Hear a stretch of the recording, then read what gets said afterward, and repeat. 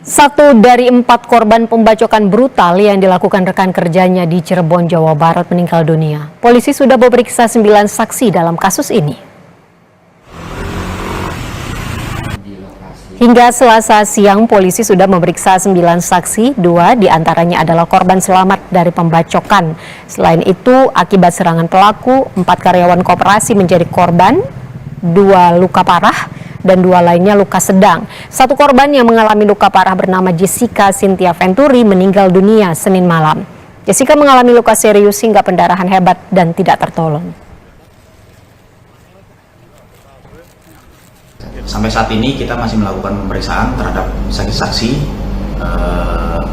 Saat ini sudah 9 orang saksi kita lakukan pemeriksaan. Salah satu korban meninggal dunia.